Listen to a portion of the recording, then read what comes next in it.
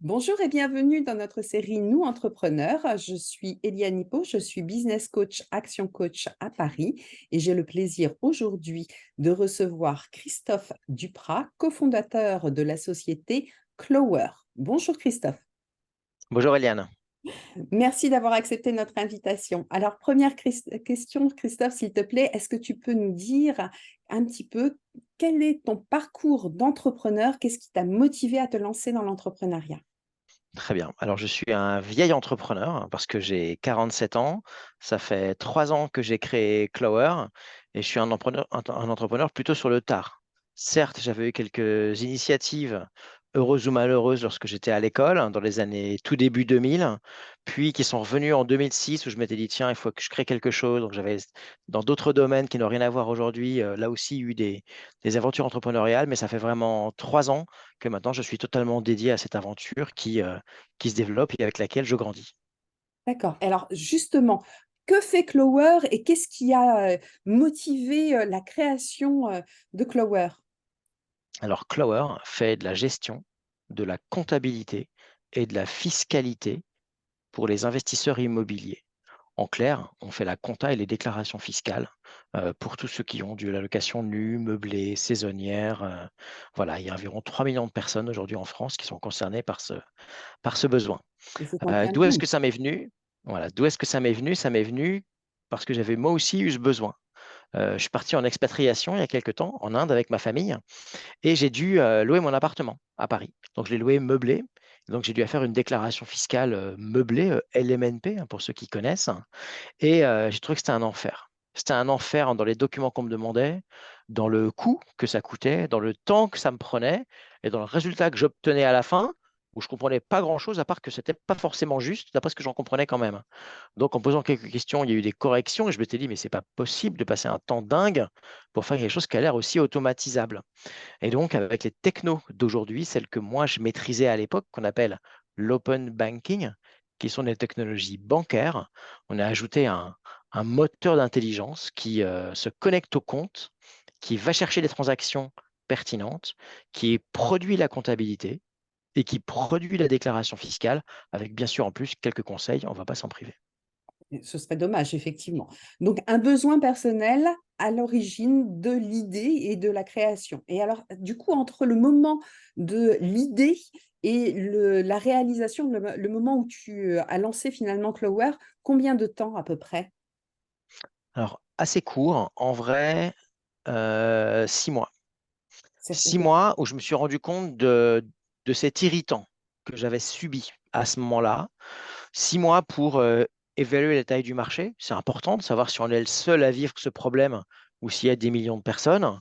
6 mois pour comprendre quels étaient les acteurs en place et pourquoi est-ce que les choses ne bougeaient pas alors qu'elles pouvaient bouger et est-ce que j'avais le droit moi-même de m'insérer dans ce domaine-là. Et 6 mois aussi pour faire des premiers tests, faire un premier prototype et l'exposer sur le marché et avoir finalement les retours du marché très positifs, très immédiats, qui m'ont dit effectivement, lâche le reste et concentre-toi là-dessus. Il y a un vrai besoin, donc une analyse que tu avais pressentie par ton expérience personnelle du fait qu'il y avait réellement quelque chose à faire, le fait que ce soit corroboré immédiatement par l'engouement de tes premiers clients. Comment est-ce que tu les as trouvés, tes premiers clients? Qui as-tu visé, ciblé, à qui as-tu demandé ce retour d'expérience? Oui, alors j'ai proposé le produit lors d'un salon professionnel, un salon qui s'appelle Rennes, c'est un salon des technologies autour de la propriété. Donc, c'est des salons de gestion locative, de syndic, d'assurance loyer impayé, plein de choses. Et donc, j'ai proposé cette solution qui avait pu effectivement être pas mal mise en avant lors de ce salon. Et là, bah, j'ai eu plein de gens qui m'ont dit, mais c'est super, c'est ce que j'attendais depuis longtemps. Pourquoi ça n'existait pas d'ailleurs avant? Où est-ce que je signe? Ou comment je peux déjà utiliser ça? Puis en fait, c'était un prototype, hein, donc un peu une maquette certes fonctionnelle, qui marchait vraiment, qui connectait vraiment les comptes, qui faisait vraiment la compta, mais qui supportait quelques clients, mais pas 10 000 hein, non plus. Donc, ces clients m'ont dit, ben, comment je peux y aller? Donc, je leur ai dit, bah, pas tout de suite. Vous pourriez éventuellement y aller si vous m'aidez à faire ce produit. Vous avez ce besoin, je l'ai aussi, je n'ai pas toute votre connaissance. Est-ce que vous voulez bien m'aider à le faire? Et donc, c'est des gens qui m'ont aidé à faire ce produit en investissant de la société de manière très tôt, hein. Il y avait avec quelques slides et quelques petits démonstrateurs, et en passant du temps avec moi, en m'exprimant ce qui les embêtait le plus, ce que je pensais qui les embêtait, mais qui en fait n'était pas un sujet, et qui m'a permis de me concentrer sur les vrais irritants. Je trouve que cette notion de douleur, quand on n'a pas de douleur, on n'achète rien. Quand on a Oui. une douleur quelque part, on veut la résoudre. Et donc, je me suis vraiment attaché à cibler ces douleurs. Et Et c'est la donc, fiscalité. oui, et effectivement, je pense que pour de nombreuses personnes, la fiscalité, c'est quelque chose qui est un petit peu du domaine du petit monstre qui va apparaître quelque part et qu'on n'aime pas beaucoup.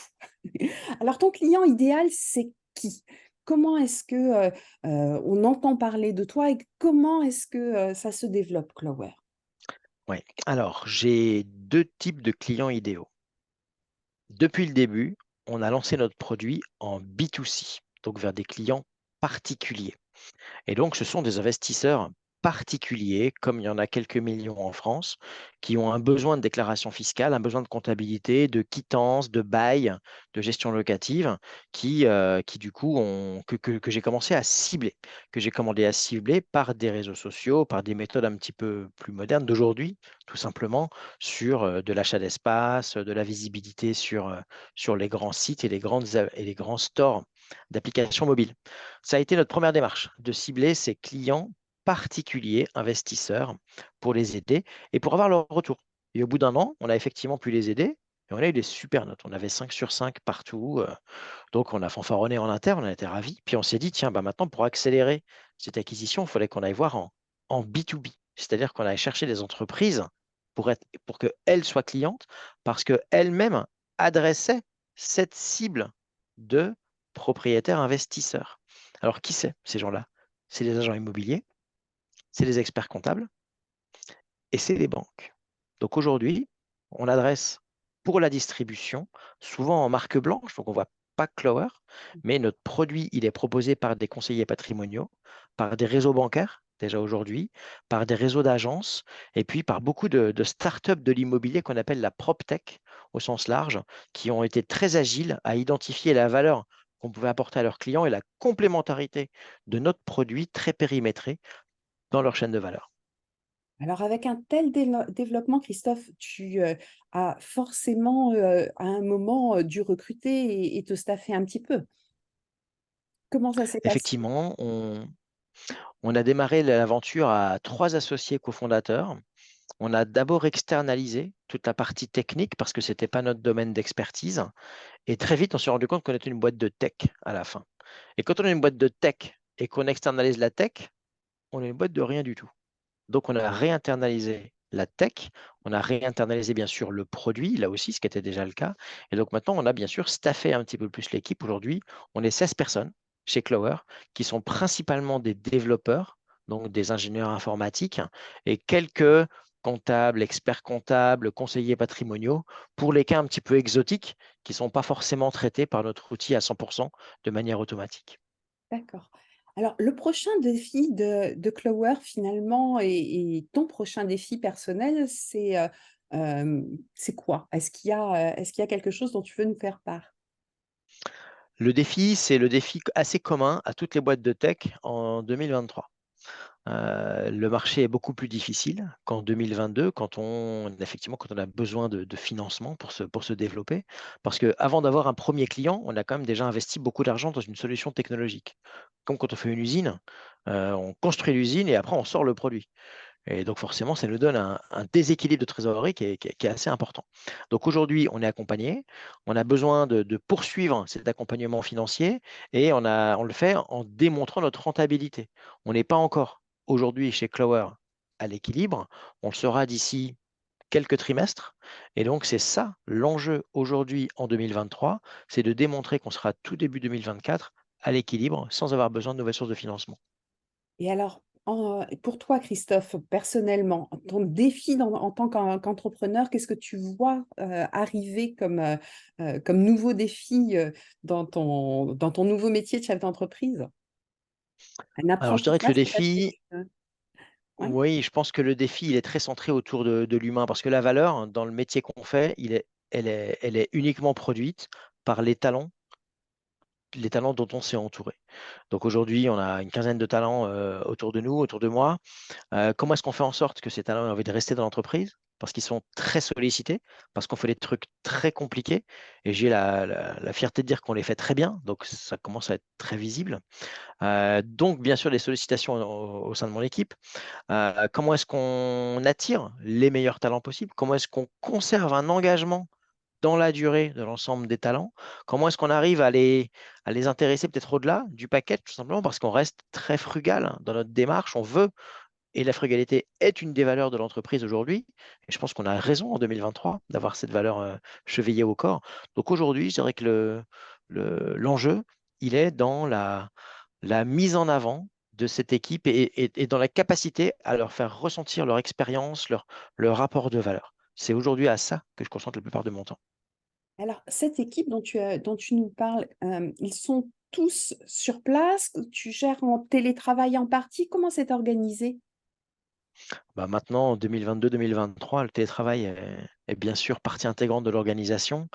Euh, J'essaye de quand même garder un état d'esprit d'équipe. Pour ça, il faut se voir. Donc avant, il est arrivé qu'on ne se voit pas du tout pendant des mois parce qu'on n'avait pas le choix. Ça, c'était le Covid. Et d'ailleurs, pour l'anecdote, on a créé l'entreprise pendant le Covid sans jamais s'être vu entre nous-mêmes associés cofondateurs, ce qui est quand même Une performance. un marqueur de notre époque, je dirais plutôt. Hein. Je ne dis pas que c'est ce qu'il faut faire, mais c'est un marqueur de notre époque. Aujourd'hui, je cherche à faire en sorte que les équipes aient envie de revenir parce qu'ils voient leurs copains, parce qu'ils voient leurs collègues, et que derrière, ça va au-delà des liens du travail. Donc moi, ce que je souhaite, c'est d'avoir une organisation le plus souple possible, qui s'adapte à la vie de chacun et qui permet d'ailleurs à certains d'aller vivre à l'étranger. Donc aujourd'hui, j'ai des équipes qui sont partiellement à l'étranger et parce qu'elles l'ont choisi. Et aujourd'hui, je veux que ce soit l'entreprise qui s'adapte à la vie et non pas l'inverse. Tout ça, dès lors qu'on arrive à garantir un niveau d'engagement, un niveau un niveau de détermination à réussir qui reste commun et à un très haut niveau. Donc là, tu me parles des valeurs, de la vision, de la mission, de l'implication de l'équipe de façon à en faire une véritable dream team et finalement tout le monde vers le même objectif, hein, l'objectif de la Oui. réussite de Clover. Alors tout Est-ce- le monde dans ce même objectif de réussite en soulignant un aspect de diversité important. oui, On a deux axes, on va dire, de diversité dont moi je suis très fier. C'est culturel. On a des gens qui viennent de plein de pays différents, de plein de cultures différentes. Et il y en a en plus parmi ces gens-là des talents, je dirais, extra-professionnels que je trouve fabuleux, hein, des gens qui créent, qui composent, ou qui mixent, ou qui dansent, ou qui font un sport de haut niveau. Et moi, je trouve ça super. Et le deuxième axe de, d'inclusion, il est sur les seniors. On a une valeur forte chez Clover qui est de rendre la création de valeur à ceux qui la réalisent. Et aujourd'hui, alors qu'on a un outil qui est très digital, mais qui reste récent, on a une jeune entreprise, on fait vérifier toutes nos liasses fiscales par des comptables retraités qui veulent revenir à l'emploi. Et donc, on a des gens de 65, 70 ans et plus qui vérifient chacune de liasses fiscales à domicile depuis chez eux et qui sont bien sûr payés pour faire ça. Et ils sont ravis de se sentir utiles et de se sentir baignés dans une équipe aussi jeune et aussi dynamique. Je pense que c'est unique. alors là, effectivement, il y a quelque chose qui est totalement admirable et assez unique parce que tu fais du mélange culturel, du mélange de type de vie, j'allais dire, avec des passions qui sont multiples et qui sont autant d'enrichissement pour la société, avec des mélanges générationnels. Je trouve ça extraordinaire. Bravo, Christophe. C'est Merci. vraiment Après, quelque on ne peut chose pas être bon partout. Hein. Dans et- l'ensemble de l'équipe, mais- on n'a que deux femmes, par exemple. Donc ça, c'est pour le coup pas terrible. C'est peut-être quelque chose à travailler, peut-être. On essaye, on y travaille, mais on n'y arrive pas aujourd'hui. Pas encore, pas encore. Alors, une question que j'aime beaucoup poser et que je pose de façon quasi systématique, c'est imaginons que tu reviennes en arrière, tu rencontres le Christophe adolescent. Est-ce qu'il y a un conseil que tu aimerais lui prodiguer au jeune Christophe? Le Christophe adolescent, si je le regarde déjà d'aujourd'hui, je me dis qu'il a quand même eu pas mal de chance. Hein. Il a eu des métiers super intéressants dans toute sa carrière. Il a travaillé à des rythmes d'engagement on va dire variable. Aujourd'hui, effectivement, je travaille à un niveau que j'ai à peu près jamais atteint dans ma carrière professionnelle. Auparavant, ce n'était pas forcément le cas, avec un vrai équilibre vie pro, vie perso. Donc, je trouve que l'équilibre qui a pu être le mien sur cette bonne 25 ans d'expérience professionnelle est vraiment celui du chanceux. Donc, j'ai eu beaucoup de chance, à mon avis, dans cette carrière. Bah oui, il y en a qui vont plus vite, il y en a qui vont plus haut, il y en a qui vont plus tôt, il y en a qui vont plus jeunes. Moi, j'ai pris mon temps, mais j'ai fait plein de choses. J'ai fait plein de pays, j'ai fait des beaux enfants, j'ai une famille équilibrée. Et aujourd'hui, ça veut dire que je pense que je ne changerai pas grand-chose à ce que j'ai fait. D'accord.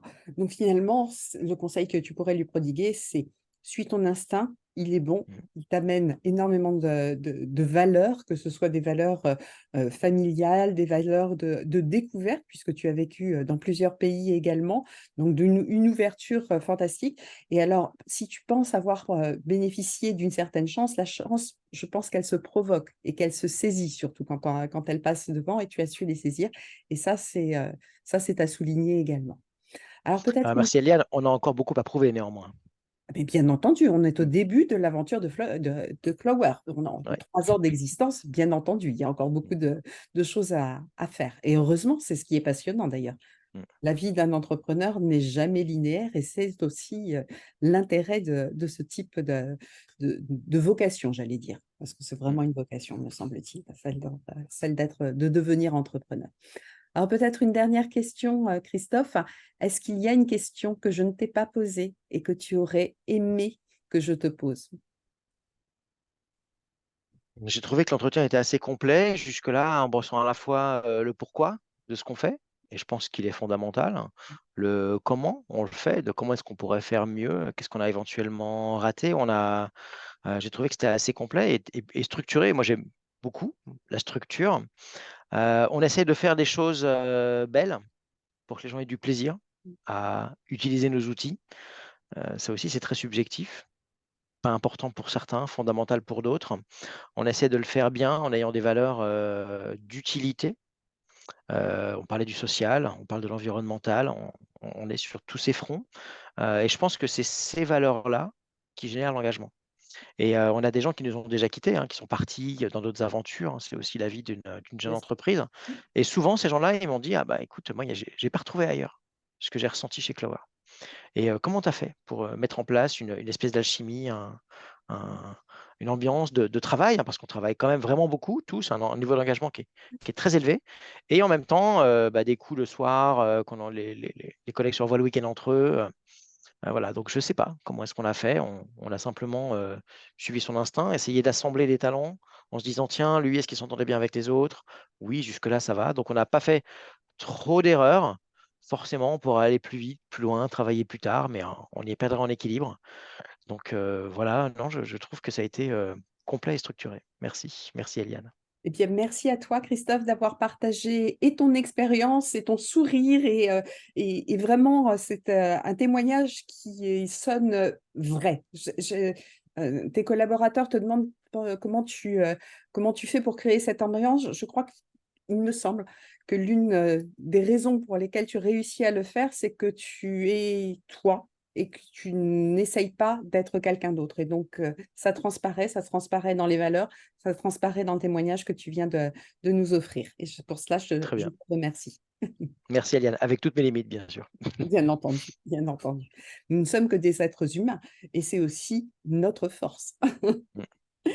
Eh bien, merci beaucoup. Je te souhaite une excellente fin de journée. Merci, chers auditeurs. Nous mettrons dans le descriptif, bien entendu, tous les liens pour retrouver et Clower et Christophe. Et puis, je vous souhaite une bonne journée à tous et je vous dis à très bientôt. Au revoir.